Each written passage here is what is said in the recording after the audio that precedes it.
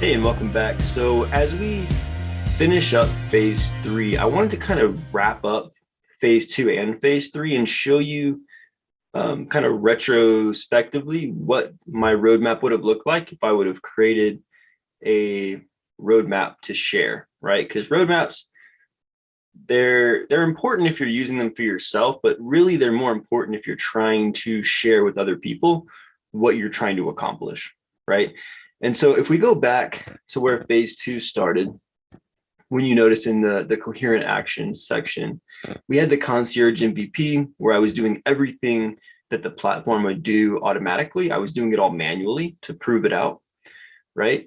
And then based on what I learned from that experience, I created the video content to automate my training portion of it.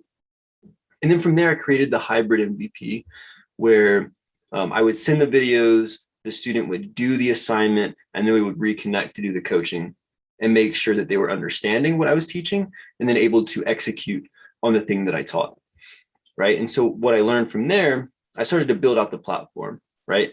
I mentioned that we went through development cycles. I ended up finding a no-code platform to build on top of, and that's what we launched with. And in that time where I was building out the course, I was refining the course content because I even learned more stuff out of the hybrid MVP around how to make the course content better, where I needed to go deeper, what I needed to add, what I needed to pull back. And I had this launch date. So December 6th was my launch date. And yeah, I had the course refined. I built out the platform. We launched, and then I announced. So I had a lot of channels that had product people in those channels, whether it was Slack, Facebook, LinkedIn. We launched, and then from there, I was building out content and promo. So through my podcast, through articles, YouTube channel came later. So I was kind of, if I would create sub items under here, the YouTube stuff would have came later. And just as a recap here, that's something that in Roadmilk you can do is add sub items to that, right? And put time frames around those sub items. But anyway, and then what I'm working on now, which I started a few weeks back, and as we sit, it's end of May. I'm looking at the calendar, May 28th. I'm looking to get a free product strategy course, this one that you're listening to. I'm working on finishing this up right now and hoping to have this out June 15th, right? And so again, the goal is to provide valuable content. So that way people will trust what I'm sharing and what I'm doing. And for the aspiring PM, we'll be able to build that trust and say, oh, well, if this is the great free content that he's giving away, what's in the paid stuff? And it's not expensive.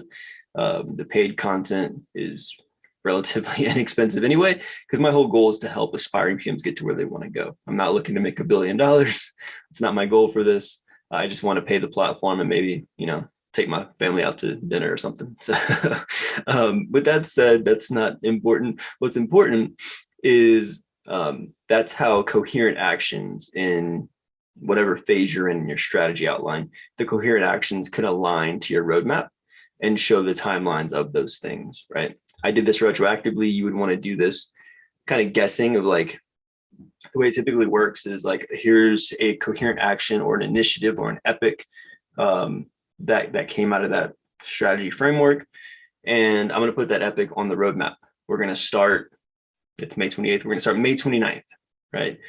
And we think it's going to take us 2 months to finish, right? So then you map it out for the 2 months. And because we're agile, we know that it may be sooner than 2 months, or it may be later than 2 months. And so we adjust accordingly, but we know what comes next. And so we could say, okay, the next thing that happens after this 2 months is this thing. We put it on the roadmap. And then if we end early on the first project, we scoop the other one up a little bit. So that's how you can take those initiatives or epics from your coherent action section, put them in your roadmap and share them. And what I'm going to do in the next video is kind of wrap all of this up and say, like, why does this matter? Right? Obviously, having strategy is important. Having a roadmap that you can share is important.